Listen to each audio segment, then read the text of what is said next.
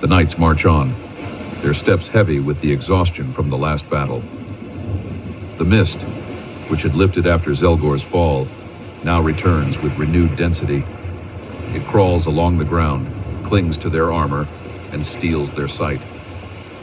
The path ahead winds through a narrow gorge, framed by two towering mountains, whose peaks disappear into the darkness.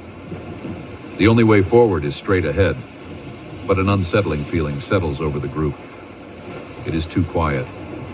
No breeze, no whisper of the spirits, only the sound of their own footsteps on the cold stone. I don't like that. One of the knights murmurs, his voice quieter than usual. Another nods, his grip on the sword tightening. Every instinct within them screams that they are being watched. And then, a glimmer. At the end of the gorge, where the cliffs open up, a light suddenly pierces through the mist. A radiant, unnatural glow, pulsing as if alive. But as their eyes lock onto it, the impossible happens. From nothingness, a second presence emerges, a shadow that devours the light. One of them is Ether, a radiant being clad in armor forged from pure energy. In his hands, he wields a massive light lance, its blade shining brighter than the sun itself. With every step he takes, the air shimmers, as if the very world around him is cleansed by his mere presence. Yet in his luminous eyes, there is no mercy, only unyielding determination. Beside him moves Knicks, a being of shadows, barely perceptible to the human eye. His form shifts constantly, as if he were a fragment of the night itself. In his hands, he wields twin daggers of pure darkness, casting no reflection and seeming to devour the light around them. Wherever he walks, the shadows follow, as if they are a part of his very being.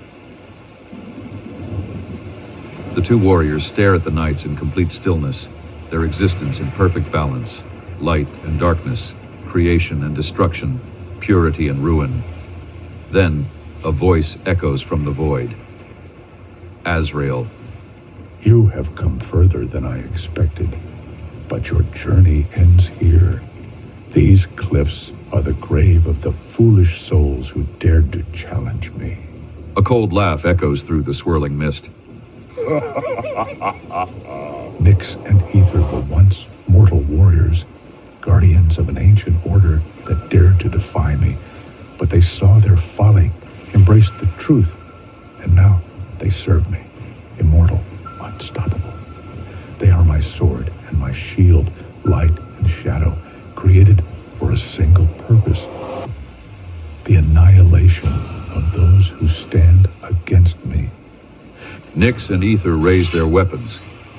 The energy around them begins to pulse, light and darkness merging as a powerful gust sweeps across the cliffs. The knights realize they are not facing mere warriors, but forces that threaten the very balance of the world itself. Ether raises his radiant lance high above his head, the tip beginning to glow brightly. He points it at Sir Arthur III and unleashes a powerful beam of light that cuts through the darkness and rushes towards Sir Arthur III. Here! The beam strikes Sir Arthur III with full force. 600 damage points. Sir Arthur III realizes that the beam has left a vulnerability to shadow attacks. With a quick thrust, Sir Arthur III aims for Ether. Critical hit, 84,400 damage. Nyx raises his daggers as dark energy gathers around the blades. With a swift motion, he crosses them and unleashes a pitch-black beam that surges towards Sir Arthur III.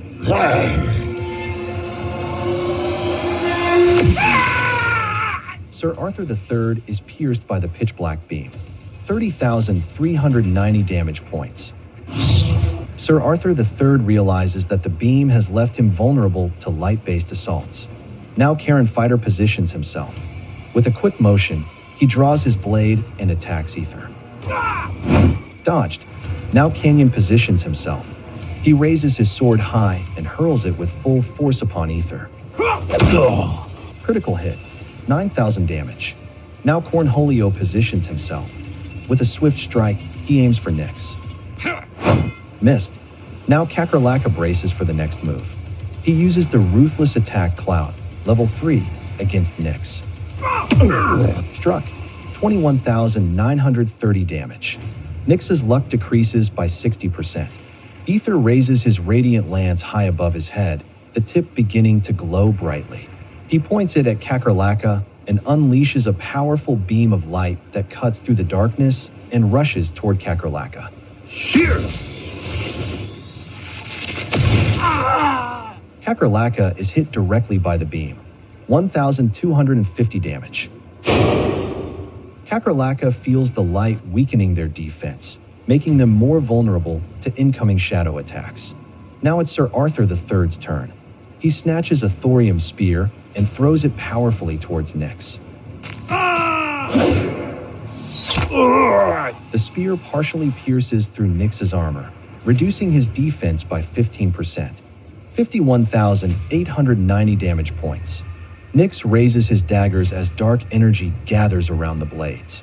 With a swift motion, he crosses them and unleashes a pitch-black beam that surges towards Sir Arthur III.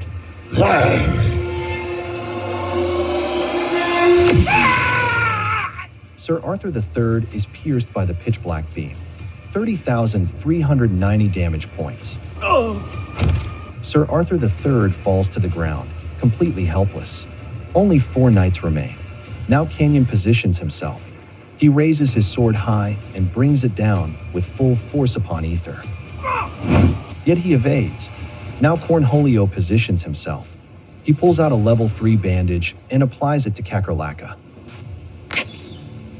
1,250 health points have been restored. Now it's Kakarlaka's turn. He raises his sword high and hurls it with full force upon Ether. Well aimed. 12,190 damage.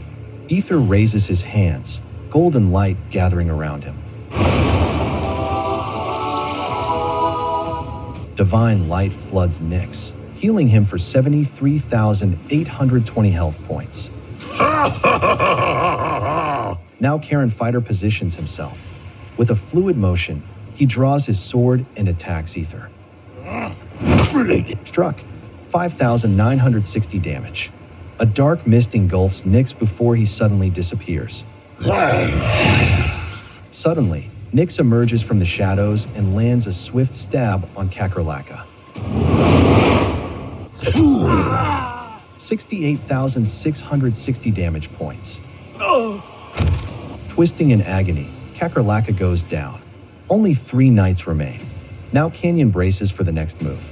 He snatches a thorium spear and throws it powerfully towards Knicks. The spear flies just past the opponent. Now Cornholio positions himself. Stepping into the fray, he uses level 3 Cloud and throws a metal-fisted magical punch towards Ether. Yet Ether makes a quick sidestep, avoiding the swing. Ether's lance begins to pulse with a brilliant light as he aims it at Cornholio.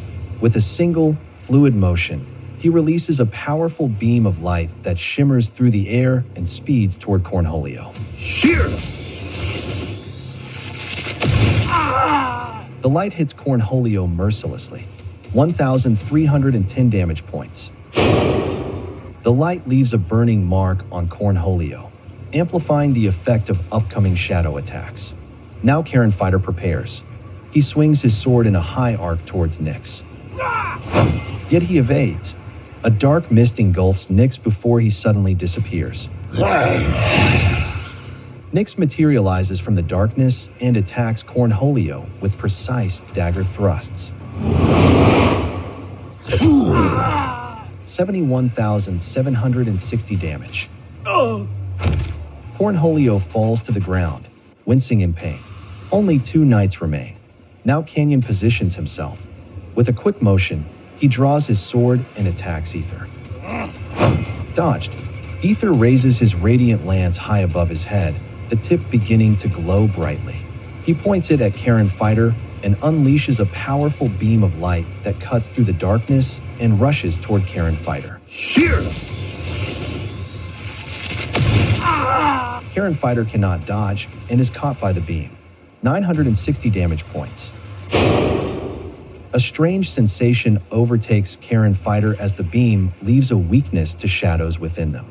Now it's Karen Fighter's turn. He produces a level 3 bandage and applies it to himself. 960 health points have been restored. The daggers of Knicks begin to pulse ominously as he aims them at Karen Fighter. Suddenly, shadows erupt from the blades, forming a concentrated beam of darkness that consumes the light and streaks toward Karen Fighter.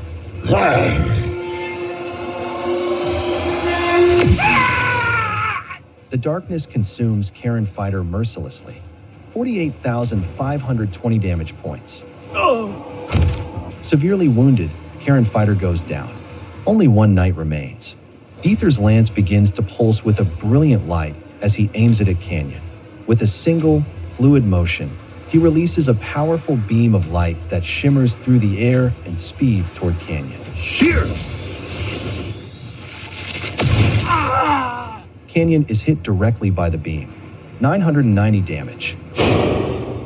A strange sensation overtakes Canyon as the beam leaves a weakness to shadows within them. Canyon snatches a thorium spear and throws it with force at Aether.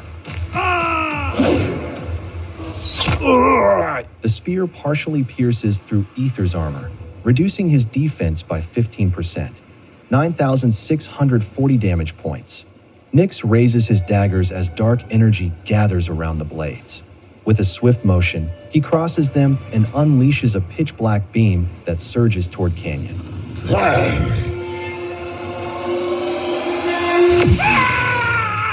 Canyon is pierced by the pitch-black beam. 50,310 damage points. Canyon falls to the ground, severely wounded. The knights could not hold. They have been defeated.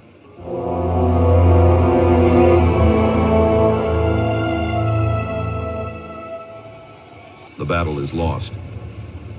The screams of the knights fade into the eerie silence of the Ghost Cliffs as the twins gaze upon the battlefield with cold indifference. The mist clings heavily to the wounded warriors who struggle to retreat to safety with the last remnants of their strength. Their armor is scratched, their weapons dulled, and in their eyes lingers the terror of this place. Every step is a struggle as they stumble away, bleeding and exhausted. The shadows of the twins seem to linger behind them, mocking their failure. Some knights must be carried, others crawl forward on their knees, while the icy wind bites into their faces. The echoes of battle still resonate between the cliffs, the clash of swords, the thunder of magic, the final desperate stand of a doomed fight. At last, they reach the edge of the Ghost Cliffs, the only place where the sinister whispers of the twins no longer reach them. But in their hearts they know this was no final retreat. It was a defeat, and in the dark depths of the cliffs the twins are waiting, ready for the moment when the knights return to challenge their fate once more. To continue your adventure, restart Night Manager.